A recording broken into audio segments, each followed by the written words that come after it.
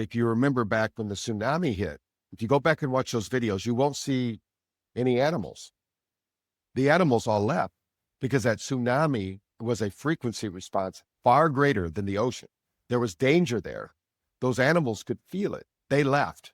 Dr. Patrick Porter, founder and CEO of BrainTap, sits down with Jennifer Little-Fleck for one epic podcast episode. This is BrainCelling. Hello, everyone, and welcome. Today's guest is Dr. Patrick Porter, who is the inventor of BrainTap. But he is so much more than that. In fact, he has been operating in that space of self-help for over 20 years and has literally become the largest self-help franchise in the world. And because of that, he is highly sought after by people that would be very familiar to you. He's been mentioned on the Joe Rogan podcast, and pretty much anybody who's anybody in the self-help space uses his products and knows who he is. His personal mission is to better 1 billion brains. Welcome to the show, Patrick. Lovely to have you today. Thanks for having me, Jennifer. It's great to be here. So the purpose of today is I would like to have people who are not familiar with the fact that you can alter brainwaves to achieve different states of consciousness and well-being, kind of give people an introduction to that. And what you call this and what you really help develop and pioneer is audio-visual brain entrainment. And you've done many, many studies on it. Can you explain what that is? Yeah. Well, it's natural to our body and to our biology actually to do this. So what we've done is we've taken what nature is already doing. Most people wait for, like when we wake up in the morning, for instance, we get up, we have a dopamine reaction, we have cortisol, we have norepinephrine. This is all being triggered because of the frequency of the sun and getting up in the morning. And now some people synthesize that by doing coffee or something, but you can do this naturally. So our body at different times during the day, triggered by the light of the sun, basically the frequency of the earth, everything that's going on. These are all things now that we know actually triggers something called epigenetics. But when we started, we were actually doing this to prove that we could change brainwave activity because of pain. Pain only happens in one brainwave state. It's called beta. Beta is our awakened state. And if we alter that brainwave state by doing a relaxation technique or taking our mind off it, whatever we're doing, then the pain lessens. Now, what we showed was that through flashing light, or what they call retinal flashing, certain tones and signals to the brain that we might consciously just think as randomized sounds, the brain actually organizes those because the brain is organizing every piece of information. They say a teraflop of information every second. Our brain is processing, organizing, and utilizing. Now, most of it just writes off as, useless information. But when a unique signal is presented, the brain is very curious. So what it does, it will follow that. It will match that frequency of that signal.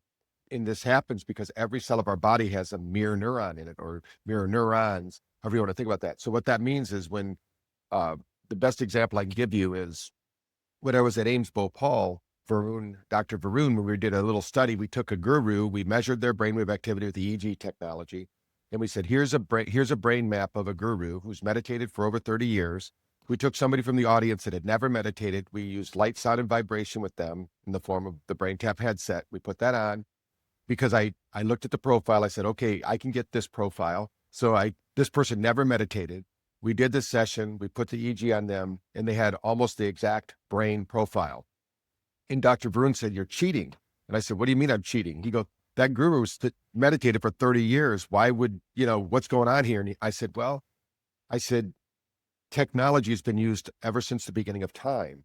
If you were to sit in front of a candle and meditate, which a lot of people do, like they'll take a bath, they'll light a candle.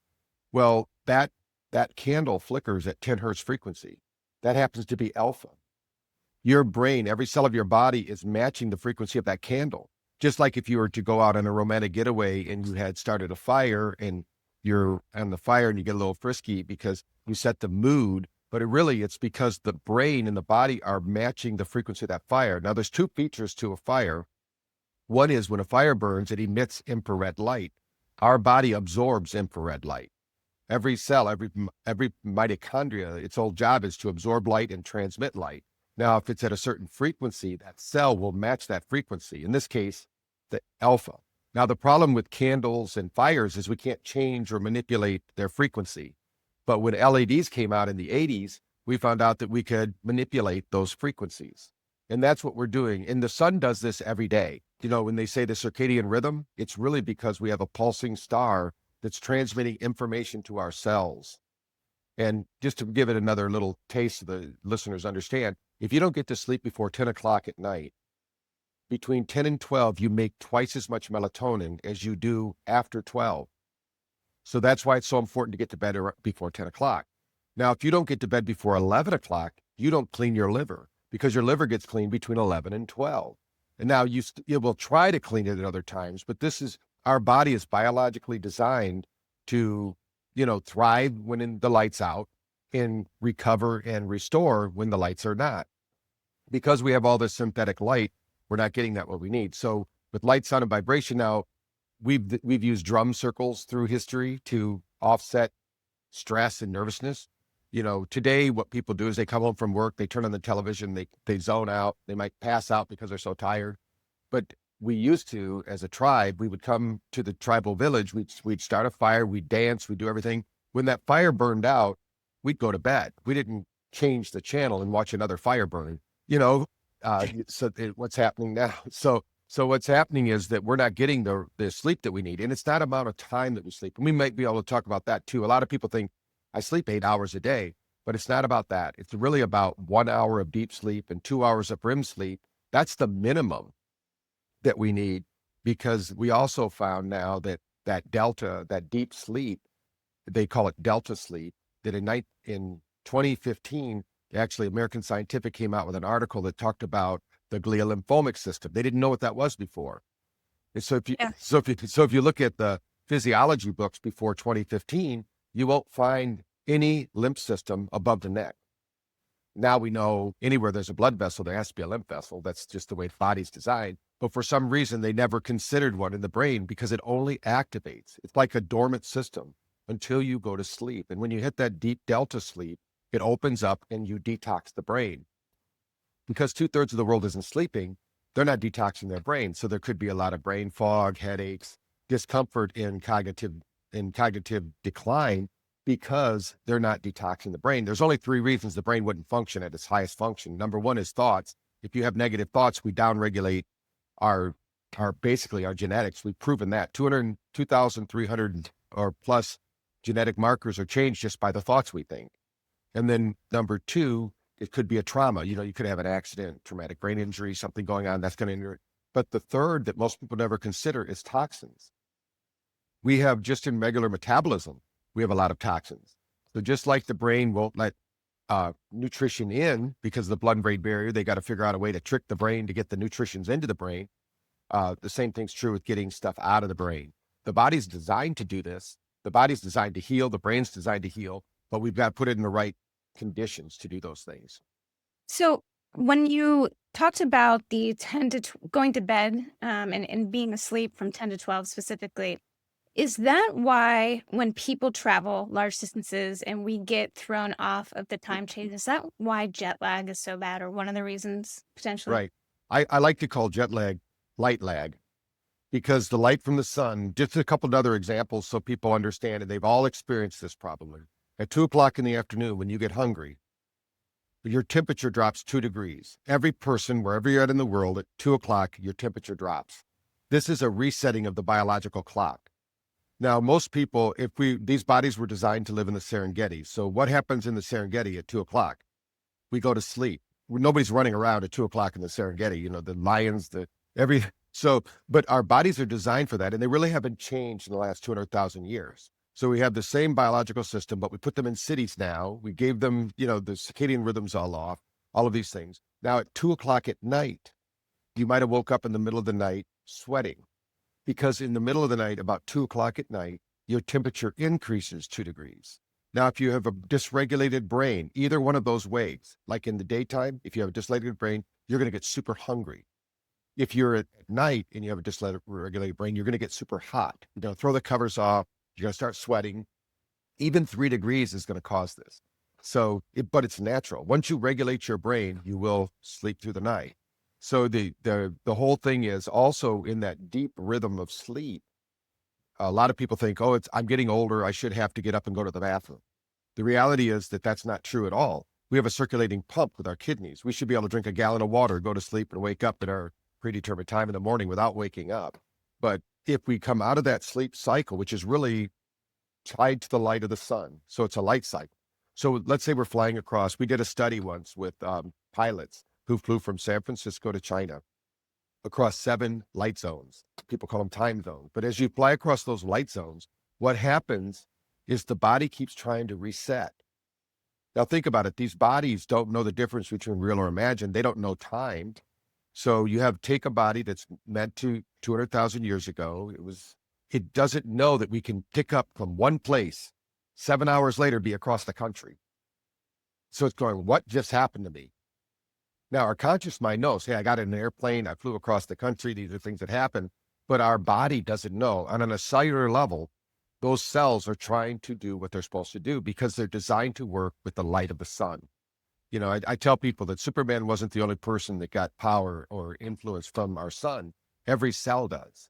And people are becoming more and more aware of this cellular activity. And the brain, in my opinion, is not just located between the ears, because we have a heart brain, we have a gut brain, but now they're finding out that every cell really has a brain. It has an intelligence that has to do something. So we have this community of cells, these 75 trillion plus cells that are all having to work together. And there has to be a synchronizing principle, and that happens to be light. And so that light and the sound, the vibration, now how vibration and sound works in this whole scenario is when you're on Earth, the Earth has a grounding effect. And they now know that our bodies are designed to share information in the form of electromagnetic activity with the Earth. Clint Oper, in his book, Earthing, kind of shares this. And we are so disconnected that most people are running around with 3 to 4 volts of energy moving through their system. So if you've ever seen a sci-fi movie where energy moves through the body and it disrupts things, well, we have that going on. And it shows sometimes we're at a trade show and we'll have a volt-ohm-meter. This is the way an electrician would look at a circuit. And so we have people hold that and they go, wow, how come I have 3 to 4 volts of electricity? Go, that must be normal. I said, no. Well, if we're outside, we'll have them take their shoes off and then they'll be zero. We should be 0 point energy, not 3 volts, not negative volts, 0 point, because we have piezo effect with every cell. The cells are actually pulsing. And as they pulse, they're producing energy. That's the energy that sustains our biological system. But if we had the more stress we're under, those cells restrict, just like blood vessels would restrict. And we're not getting the right amount of electrical activity that we need. So we're not getting the energy. That's why I tell people we live in an energy economy. Most people are dead. Their energy is so low. They get home from work, they pass out in front of the TV, they get up to eat dinner, they pass out again, then they wake up and they rinse and repeat, and then before they know it, they go, life's not really worth living anymore. It's just a drag, but because we need to update almost everything we do. We need to update our foods. They've destroyed the nutrition in our foods pretty much. And a lot of people are looking for solutions. I have a saying, you can't have a pill without the skill. A lot of people our body doesn't work by just putting in supplements or any other pill. Your body needs a skill with that because our body's designed to move and breathe, and so when we're sitting on a plane for 4 hours, we now know statistically or through science that 2 hours of sitting, you lose 10% of the oxygen in the brain. But we also, because we're sitting, we're not utilizing the oxygen that we need. That's why I tell people if you're flying, every hour at least, just get up. Even if you don't have to go to the bathroom, just walk the plane.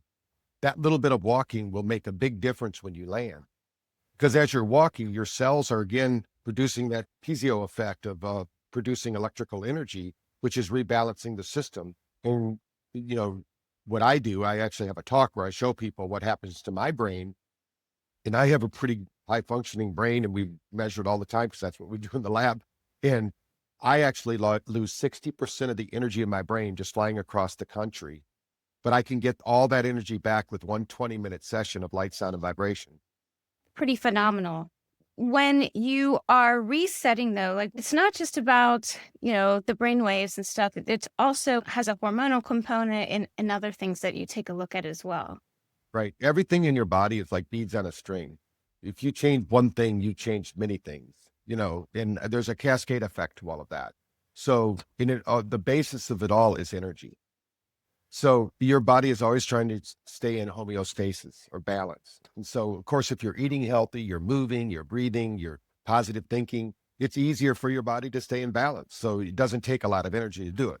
But when you start to stress out with your environment, you're like, I'll use the example. Let's say you live in a mold home that's filled with mold and you don't even know it. Because what happens is the brain is really good about treating things that may be a threat, but then saying, oh, it must not be a threat because they keep living here. Like the best example is somebody living near a paper mill. Odor has mass. So that means that when they're breathing in that paper mill smell, they're breathing in whatever that paper mill. So if you're living next to a dump or whatever, you're smelling it. But eventually what will happen is your brain will go, they must not think it's harmful. So I'm just gonna whitewash that. It's not really there. And then your family comes over and goes, how can you stand living here? I smell that paper mill. And you go, what do you mean? I don't even smell it. Or it also happens with people live near airports because they get the stress of the airplanes coming over. And friends come over and go, how can you think with all those airplanes flying? Your brain will omit those because our brain has the capacity to process a lot of information, but we can't on a conscious level handle all of that. So it has to pick, what are we going to focus on or not focus on? And then even though it's still recording, documenting, and installing it in the subconscious, it's not recalling it for conscious memory, or it's not influencing our conscious behavior. Although our subconscious, which runs 95% of the biological function of the body, is still having to bear the stress of that experience. It's just an underlying stress that, the old thing is that you might be doing fine until that one thing breaks the camel's back, right? What's the one Right. thing? So there's a lot more to it than just this one thing. That's why I say even in brain fitness, you have to eat well.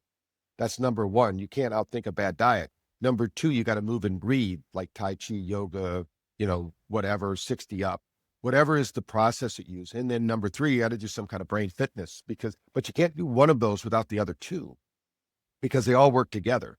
But if you were going to do one of those things, you need to really start to regulate the nervous system, because the nervous system runs the whole show.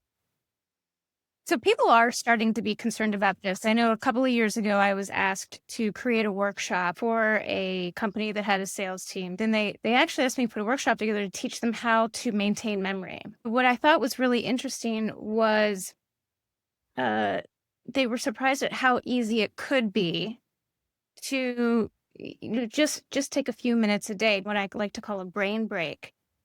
And what got me was, back in the day, 60s, 70s, 80s, some people used to take, smoke breaks or, other little things like this. And that was kind of a way for those people to have some sort of stress relief or reset themselves. And I kind of view things like BrainTap as a healthy way to take a brain break to reduce some of that stress. So I'm curious, have you looked at or studied people who are experiencing maybe acute stress, due to something happening? Yeah.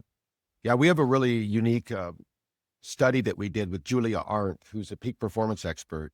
And after COVID, there was that great mass exodus out of tech companies. People were leaving. So she works with the 1% of the 1%, the top people, and they were losing them because of burnout. And they didn't know they were burned out because they left when COVID happened, they went home and they were relaxed, and then they would work when they wanted to. And then they got back into the pressure cooker of the office. And so they wanted to know what happened. And I said, if we can get them to do 20 minutes a day around 2:00 in the afternoon, we're going to see a significant change. Well, we got a little bit of pushback because these were the overachievers. I can't Yeah. just sit there. And I said, you're not doing nothing. When you're doing some kind of mindfulness exercise, brain tap, whatever it is, you have a lot of neurological activity. You're retraining the brain. You're sorting and organizing memories.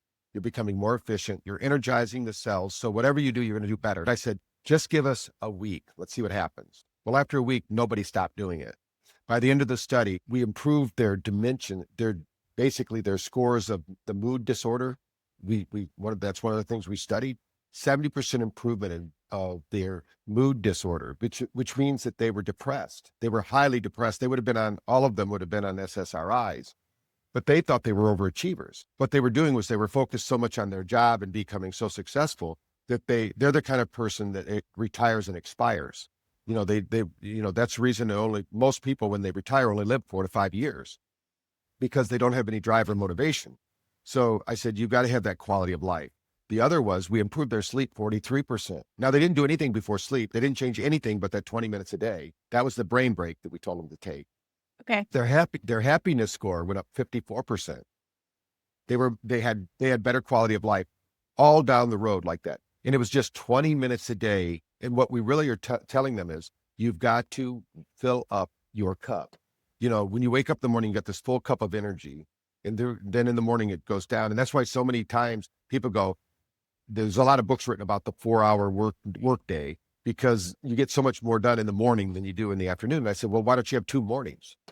Because all you have to do is reboot the brain, and it really has to do with your neurotransmitters. When you go through these different brainwave states, most people don't realize that that's when your brain between your ears instructs the brain in your gut to make those neurotransmitters. So when you're going through alpha, you're going to create acetylcholine. When you go through theta, you're going to create GABA. When you get into delta, you're going to create, serotonin. But all these brainwaves are going on, by the way, all the time.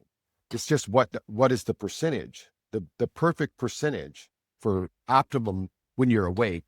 The optimum percentage is 45% beta, 30% alpha. The rest can be whatever it is. But if you have those 2 brainwave states, now you have cognitive recall, you have creative thinking, you can problem solve, you have high energy. But as the day goes on, what we see is that beta brainwave will either increase, and this will create agitation, irritability. And if the alpha goes up too high, then you have disassociation, daydreaming, attention deficit disorders. So there's always got to be that balance, and it's normal, just like exercising. If you ever done heart rate variability after exercise, you'll see it went down, but 4 hours later, it regulates to be better. So we've got to stress out the system a little bit every once in a while just to bring it back to normal. And most people don't like the idea of being uncomfortable, even though this is doing mindfulness exercises or BrainTap, using these technologies is comfortable. But at first, they're not used to doing that because they're used to doing. So many people are doing instead of being. They say we're human beings, not human doings. So we have to take some time to just be, settle everything down, refocus. Now we have the energy that we need. In fact, Stephen Covey talked about it years ago in his book, 7 Habits of Highly Effective People. He just didn't have a solution. He told the story of the people cutting down the tree, and a guy comes up and says, if you sharpen that saw, you can cut down more trees. And he's like, no, I'm too busy cutting down the tree. That's the metaphor for the brain. We have to shut it down, reboot it, just like the old Microsoft systems. When the computer ran out of memory. Yes. And then it functions better. That's interesting that we have all the brainwaves all the time, but it's really an optimal mixture, of all these waves.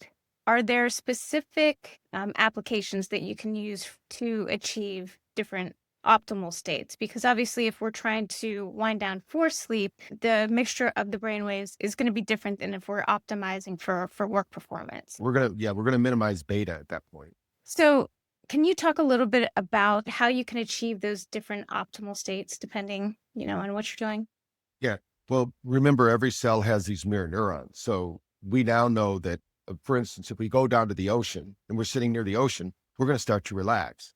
And most people get uncomfortable when they're relaxed if they've never relaxed. So they go, oh, they got to get back to doing. They can't just be. And it's important that we just be. But our mirror neurons are registering that. So we're imitating nature. The ocean is 10 hertz frequency. So that means that we're going to make alpha. When we go to the mountains, we're going to create theta, which is 7.8 hertz frequency. So what we're going to do, just to explain to people how binaurals work and isochronic tones and frequency responses, we can present a signal that you can't consciously hear. We can hear more than we consciously hear, even though we can't hear dog whistles.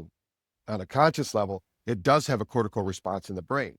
We're hearing it. We just don't acknowledge it because it's not in our realm of conscious awareness. But what our brain does, if we want to have a 10 hertz frequency, which is the number 10, that's cycles per second, like 60 hertz, what happens is we're going to present a 310 hertz frequency in one ear and a 300 hertz frequency in the other. What blows people's minds, and scientists still don't really understand it, is that our brain only hears the 10. It cancels out the things that are the same. Now, the bizarre part about all this is we're doing this all the time. Like that's why if you've ever recorded yourself, you probably have heard it, but when you first started doing podcasts, you probably said, is that what my voice sounds like? Because that's not the way our internal voice is. But once you do it enough times, you start to match those two. They become okay. Then a lot of people go, that's not the way my voice sounds, because they're hearing it differently, because we're always hearing the difference between those two. Now, we've done the same thing with light. We call it biocular. So we have binaural and biocular. So whatever's going on with the sound, we're doing the opposite with the light. And the reason we're doing the opposite is we're trying to build neuroplasticity, which means we're trying to challenge the brain, but in a fun way, just like every sport would do. Every sport is a challenge to the body or the brain. But if we like it and we're having fun, we don't mind that stress, but if we're not any good at it, like that's why only like 5% of people continue to play golf, because the juice isn't worth the squeeze. They don't want the stress and the frustration of that. So, but the old saying is anything worth doing well is worth doing terrible at first, but we got to get through that terribleness to get to the good stuff, because that stress parameter. So what binaural beats and isochronic tones, frequency response, and light does is it fills the senses with appropriate information that we're used to. Our body is used to these earth frequencies. If you and I were on a spaceship heading to Earth, the Earth itself has a frequency response of 0.5 to 100. Our brain has a frequency response of 0.5 to 100, which means it matches those frequencies. And it does this, like people wonder, well, how birds can fly, north and south during the winter and spring months. But we kind of have that same kind of homing device inside of our brain. Now we're kind of disconnected now because we have so much technology. But if you remember back when the tsunami hit, if you go back and watch those videos, you won't see any animals. The animals all left because that tsunami was a frequency response far greater than the ocean. There was danger there. Those animals could feel it. They left. People were disassociated from their emotional state and their physiological being. They went running out after the wave and, of course, got killed because we're not tuned in anymore to our earth frequencies. When we're near that water, our body resonates that water. It seems like a metaphysical concept, but science is now proving that these are the reasons we do different things. Real quick, if this is hitting home, you're not here by accident. People like us, we don't just consume, we back what matters. So if this kind of content speaks your language, go ahead and hit like or subscribe right now. It's how we keep building this together. It tells me to keep going. All right, let's get back to it. We would go to the mountains maybe during the springtime and summer to get out of the heat from the lower levels. So these are all things that our bodies are designed to do, and we've been doing them for hundreds of thousands of years. But as we get technology, like let's say 5G, because a lot of people have a response to electromagnetic smog. I was just going to ask you. Yeah. So let's say that we're near a cell tower and it's broadcasting a 5G frequency. That's 500 million pulses per second. Our body has never experienced anything like that in the history of time. So it's creating a stress response. They call it the cell danger response. So just like somebody who's in a great deal of stress and anxiety might ball up into the fetal position, our cells are doing that. Now, what we've showed was if you're grounded, like we've taken people out there, we put them under that, they're having a response, their stress levels going up, they're collecting energy. Every cell of your body has something called a chromophore. Every cell. That chromophore is a little battery, and it absorbs energy from light, sound, and vibration. So when they're broadcasting that frequency for our cell phones, nobody's going to get rid of cell phones, right? They're so convenient. But we have to figure out a way to manage those. If we ground ourselves, like if you were to see the shoes I have on, they have grounding straps on them. So that means that even though I'm walking in shoes that aren't touching the earth, I have a magnetic strip that actually is touching the earth and touching my skin so that I'm grounding. Now, not all the time do we do this because if we're in a building or something like that, but if we can just do that a few times a day, and they sell technology, Clint Oprah does, that I have every one of my people that work for me have a grounding mat underneath their computer so that every once in a while they just touch it, because we're also collecting energy from our computer screens. And that's more to do with what the problem we have and the stress that we're under, that happens. And we can talk about that a little bit if we want to later. But what happens with this frequency is our body is trying to adjust. It's trying to figure out, what is that frequency telling me to do? Your body doesn't know it's for a cell tower. It thinks the sun is broadcasting that frequency to the cell, telling it what to do, because we're symbiotic with our environment. We're not disconnected from our environment. The more we learn about our environment, the more we realize that we're not just on the earth, we're part of the frequency and the patterns of what's going on in the earth. And the more we're in balance with our nature. In Chinese, they would do something called feng shui, the ancient art of placement. But what they found out was when things are in order and rhythm in your home, it actually affects your physiology. It affects the way your cells function. If everything's in disarray and not organized, our body actually feels that, and we have a visceral experience to that. So that's true with everything. Like I said earlier, everything's like beads on a string. There's nothing that's nothing's disconnected. So, and a lot of people think, well, this is happening to me, I'm not sleeping. So they go to change something 20 minutes before they go to sleep. But that sleeping problem started first thing in the morning. Because if you woke up drinking coffee first thing in the morning, you dysregulated your brain right away.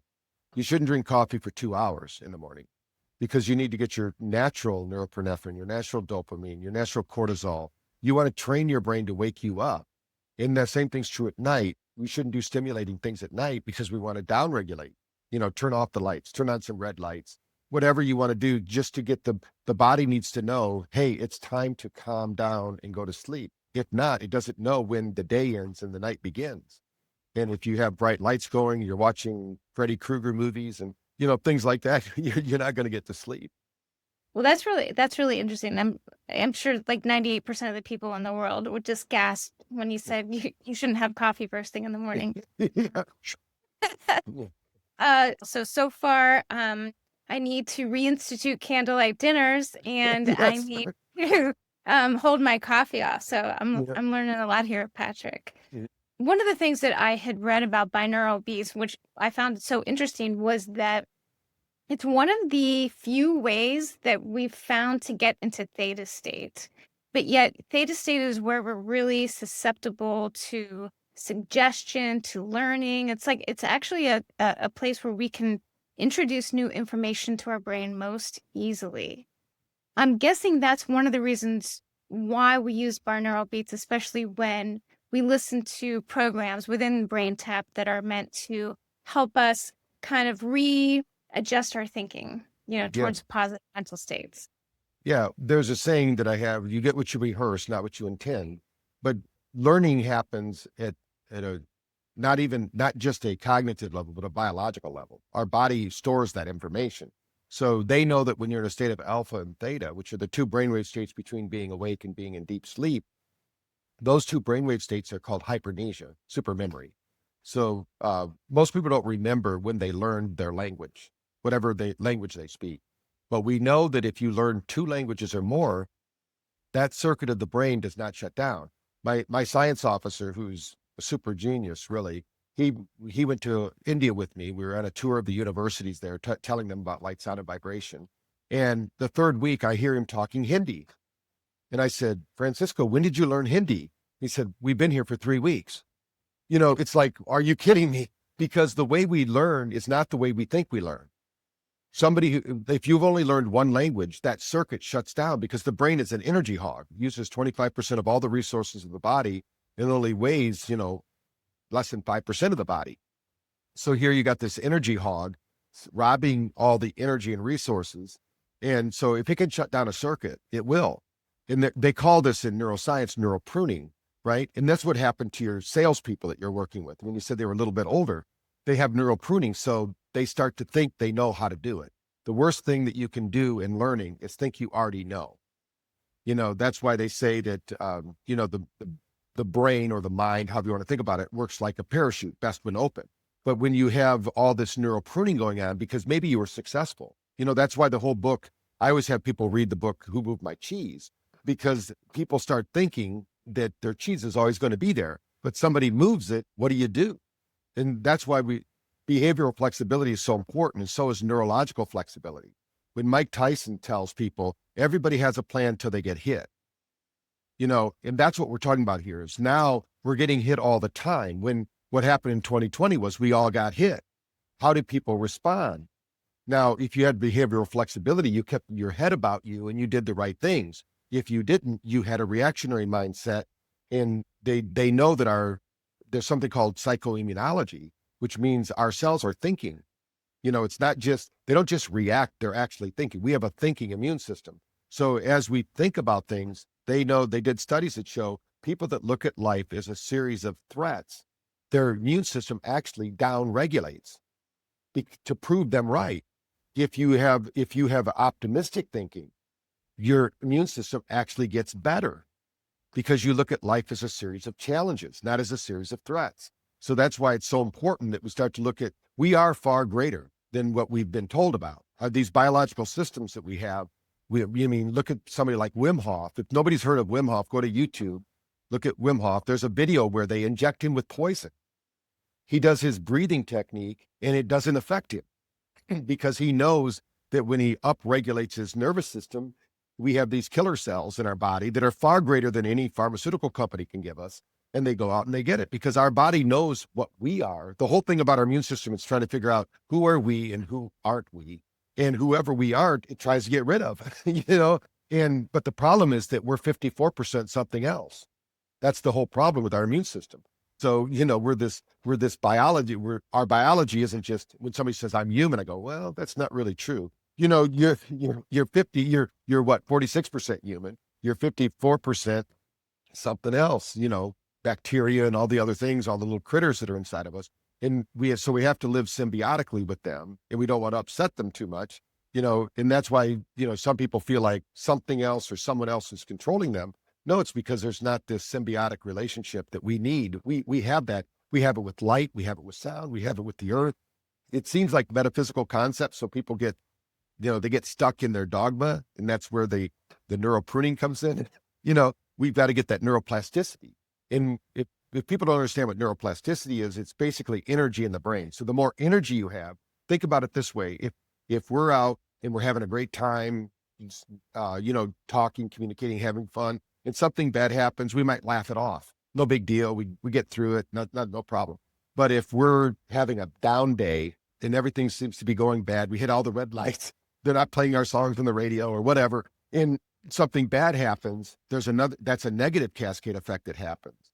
So we want to keep that positive mental attitude, and not just as a thought, but as a physical being. That's why we have to do things like get our body moving and breathing. It's a whole process. It's not just one thing. We got to eat well, because most people don't realize whatever you eat, you become, unless you're Saint Germain and you can use alchemy and you can take junk food and make it into health food, which I have not met anybody yet in the history of my experience that does that. So it's just everything you can do that relieves stress to the body, biologically, psychologically, spiritually, whatever it is, you're going to be better off. So, and that includes your friends. We have people in our lives that we call gainers. And this is because if we were together personally on a one-on-one basis, we'd be sharing photons. They now know this. Our cells, our mitochondria's job is to absorb light energy and transmit light energy. And they actually did a study during COVID that showed that people who were optimistic actually produced 200 times more light they were emitting. When somebody says, wow, you're really glowing, we are really glowing. Every person on earth transmits Everything is energy. real, Patrick. You're telling me. Yes. Wow. Yes. Well, the National Institute of Health just said we have a biosphere around us. And I was blown away when they announced that, because now in India, I would believe that would be possible. But here, so we have this energy field, and they now know that people who are optimistic have a more vibrant, dynamic energy field than people who are negative, people who have a propensity to think that life is a series of threats. And so when you think about that, and what that means is that we're not transmitting and receiving information biologically. That in Japan, they've known this forever. In China, they call it forest bathing, because they know when you walk out in nature, you're actually upgrading your nervous system and your biological system and your neurotransmitters, everything, just by walking out in nature, because you're sharing information with living things. If you stay in your house all day, then there's not a lot of, unless you have a lot of plants around you and natural light, you're not feeding your cells. I think there's going to be a big shift to cellular nutrition more than there is all this talk about, we need to have the gut health and all the things that are going on. But a lot of people, it's comes right down to mitochondrial health. I mean, I was just at the A4M in Vegas, which is longevity. And for longevity, the more dynamic, the more powerful, the more robust your mitochondria is, the youthful, the more vibrant you are, the better your life you're going to have. And it goes right back to the brain has the most mitochondria. Your eyes have the most mitochondria per square centimeter. So when somebody says, why do we use the retinal flashing? It's because we want to get light into the brain. The best way to do that is through our eyes. That's how we do it anyway. We transmit and receive information through our eyes, through light. And this is not, there's a lot of studies done on retinal flashing. So we researched how could we use retinal flashing to change brainwave activity. So it's a little different than just bringing up energy. We need the energy too to make the change. So you probably heard the expression with children, they're too tired to sleep. Well, most people are too tired to sleep. They don't have energy in their brain. And you can't just eat something right before bed. It takes 4 to 6 hours to convert that food into energy. Now, psychologically, they can think they did it. Or what if they eat junk food? It's the wrong kind of energy. Basically, sugar is probably the worst thing for the brain that we can consume. And I'm not saying, I don't think very many people are going to stop eating sugar because it's in everything. And almost every food we consume turns to sugar. But when we overdo it or eat synthetic sugar too much, it really has a down regulation on our brain function. Well, I think that, and going back to what you said before, with between the food and the technology, we know that none of this stuff is going away. But what we do need are ways to deal with it, ways to offset it. And I mean, I've worked with the folks over at Defender Shield, quite a bit, and and I like their philosophy, which is, we love our gadgets, they're not going away, but we need to learn how to work with them so they're not damaging us. And I think that applies across the board. We're not going to go back to a situation where we're not going to be in the office under high pressure, yada, yada, yada.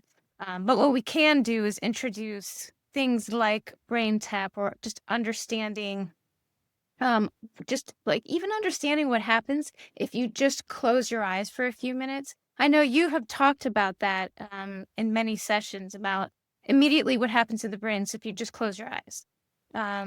Because it's an immediate shift. And correct me if I'm wrong. Your beta goes down immediately. Right. Well, think about a scary movie. What's the first thing you do? You close your eyes and you tell yourself this isn't real. They know that when you close your eyes without retinal flashing, about 30% of your brain shuts down. And by the way, I'm on the board of Defender Shield. So because they say the first thing you should do if you have radiation problems like from 5G and that, one of their first lines of defense is BrainTap, because we need the mitochondrial health, because mitochondria needs light. Well, it needs ATP, but one of the best ways to deliver that energy is through light. The kind of light that we present, especially through the ears and the eyes. And people wonder, gosh, why does BrainTap use lights in the ears? It's because all the blood in your body moves through your ears every 3 to 4 minutes. And then it goes into the brain. So through the biophotonic effect, which literally means the photons are flowing through the hemoglobin. And when it finds a cell that's about to die, that cell will absorb that light energy and come back to life.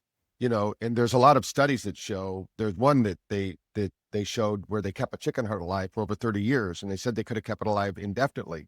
I wrote a whole article about it because a lot of people didn't believe it. So I have all the references in that. It's on the internet. And what they showed was if you present the right light, you detoxify the cell, and you give it nutrients in the form of light energy, then that cell has the potential to live. It doesn't age.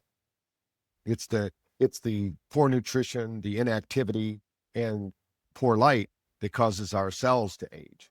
So if we can, I'm sure that somebody smarter than us is going to figure out how we basically have that in our homes and our bodies or around our bodies more, and we'll have more longevity at that point. Well, it's interesting. Actually, my favorite sleep mask is the Defender Shield one, but I'm actually on the board of Lightbody, which is their supplement arm, to try and promote taking care of thinking about the nutrition of the eye, because it's so important to catch these light signals, and so on and so forth. So I was in a talk with you, and you were discussing how when we get very stressed, we can basically dump, a Snickers bar worth of sugar out of our liver into the body. Yeah, most people don't understand how we produce our own sugar in our body. We don't really need to have any sugar. Nobody that I know of has a carbohydrate deficiency, so, but what happens under stress, our liver is basically housing that sugar because for emergencies, it's like the emergency load. But unfortunately, they now say the average person looks at their phone over 150 times a day. And most of those cortical responses, when you look at your phone, are not positive. What's the text message about? What do they want at work? What's the weather like? Whatever's going on, all those kind of things. So each time that happens, the body dumps that 25 grams of sugar. Now, if you're sitting, where's that sugar going to go? Your body has to create, it has to buffer that sugar, right? It's going to release all the chemical reactions that have to happen. It's going to store that sugar in our adipose tissue. It's going to say, wow, this is great. Now we have emergency energy in the form of fat in our body because our body thinks there's going to be a famine very Right. quickly, because this is the way our bodies used to be. And all the genetic memory, most people don't realize all the genetic memory of all the history of your lineage from the very beginning of time is within you right now. And it can show up at any time. That's right. It's all there as information. So the body's storing that fat. If it doesn't realize that you can walk to 4 different supermarkets, so it's saying, okay, we're going to store this. Now, if we're moving, that's why even doing therapy, we use something like a vibration system. It's called a vibrational sonic machine, where after you do therapy, you get on it, because when you're doing these kind of therapies, light, sound, and vibration, light will tell the cells of your body. It uses something called the glucagon response. So like exercise, it tells the fat cells to open up and release them into the lymph system. Now, if you're not doing anything, the body will just absorb them back in, because we don't have more fat cells. What we do is those fat cells expand and they store more toxin to protect you. And sugar is a toxin. So what we can do when somebody says that I'm not able to lose weight and I don't eat sugar, I'll say, well, what's eating you? Because if you don't change your psychology about things, again, the whole shift is, it's just a challenge, whatever's going on for you. It's not a threat. Your body knows what to do. It's very intelligent. And, you know what to do. Other people have done it before you. Just relax and do it. But the problem is the pressure of doing what you've always done and changing to what you need to do. There's that bridge. We have to bridge that gap. That's where the visualization principles come in, because the brain doesn't know the difference between real or imagined. So you imagine eating the healthy foods, you imagine exercising, and then the brain starts to believe that's your lifestyle. And then the next day it presents those to you as factual information. So now you start to eat healthy, you start to exercise, you start to treat people better, you start to drive, and you're not telling everybody they're number one using your middle finger, whatever it is that you're doing. And you've basically become self-contained, and you don't allow the external world to control your internal world. I always tell people, one exercise I give my clients when I was seeing them is, I say, when I first start with them, because I want to know, are they a pessimist or an optimist? I'll say, you're standing at a precipice and it's about 2,000 feet down and you jump. What happens? And most of them fall to the ground and they go, wow, that's scary. I say, well, why didn't you just grow wings? It's a dream. There's no limits there. You could fly if you wanted to, because it's not real. But the problem is that we start putting all the restraints we have in our physical world to our mental world. So we're applying the stresses that we have in our physical world to our mind, where we can liberate our mind. That's why things like psychedelic medicine are making this big approach, because we can't contain those restrictions in that environment, because biologically now, then we know that it just creates this high level gamma activity when you do like a psilocybin or ketamine or all these other kind of things. And then the brain has to rewire around those new thoughts, and some of those old thoughts don't fit anymore. So it kicks them out. That's the neural pruning. Okay. That's really interesting. All right. So thinking back, You've had quite a long, illustrious career. I mean, you've done some amazing things. What is one of the most surprising things that you've seen happen as a result of BrainTap and people using this technology? I had a woman that came to me, just this one story always sticks out for me because she came to me and she said, I, I'm only going to be living for 5 more weeks. I have an autoimmune disorder that I've been to the Mayo Clinic. I've been everywhere. They tell me that my body is basically it's attacking itself. And that sometimes happens. And I said, okay. So I said, let's set up your 9 weeks of treatment. She said, no, I'm only going to be living for, 5 weeks or whatever. And I said, no, let's set up 9 weeks of. And she says, what do you mean? And when she came in, she was already ready for a funeral. She was wearing all black, everything. So Okay. I said, number two, I said, let's start celebrating every day because whatever days you have left, let's celebrate them. So I want you to dress like it's Easter Sunday, not going to a funeral. So, of course, we changed her. She came in for sessions and she started changing her belief systems. And I still remember the 6th week when she came in, she says, I'm still alive. And I said, yeah, you look pretty good. I said, when do you go see them? She said, I contacted them and said, hey, I want to come back and get a checkup. So about the 8th week, she finally got back in to see them. And they said they misdiagnosed her, that she doesn't have autoimmune disease and she's fine. And I said, I was hoping that what would happen is they'd say, through this visualization, relaxation, using light, sound, and vibration, they said, oh, no, it can't be that. It can't be that simple. But the reality is that spirit is simple, man is complex. We've got to there are simple solutions to these problems, and most of them are based in ancient traditions. Because that's why if you were having a mental disorder and you were a Cherokee Indian, they might tell you to go on a vision quest. You're going to go fast, you're going to drink water, you're going to be out in nature, you're going to get outside yourself and realize that you're a part of the whole. You're not separate. And by being a part of that whole and not separate, you are necessary. You're needed, that you're a clog, you're part of the solution, you're not part of the problem. And I think if more people thought of themselves as more part of the solution, that's why I'm on a mission to better a billion brains, because I figure it'd take about a billion brains to change something. And this was proved out by the Maharishi. He did something called the Maharishi effect. People can look up on the internet.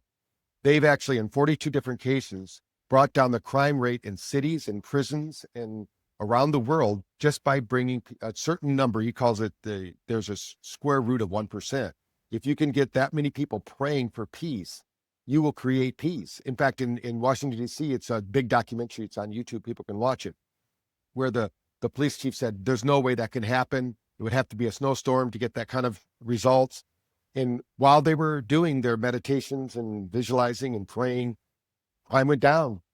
As soon as they stopped, it went right back to the old race. So they proved this over and over again. So our consciousness plays a role in not just inside of ourselves, but what's happening around ourselves. So my last question, is I guess to tag onto that is knowing what you know now, where do you think that this is going to go in the next 5-10 years? Just, Well, I you know, hope people start to realize that we find that even with younger kids that aren't sleeping, there's videos of people using BrainTap on their babies. When they put it on, they stop crying from colic.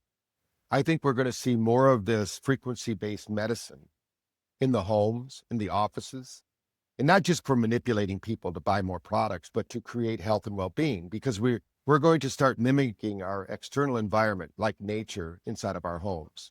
I think that's one place it's going to be. We're already seeing that in the lighting industry. They're changing the way lights, because lights affect our moods.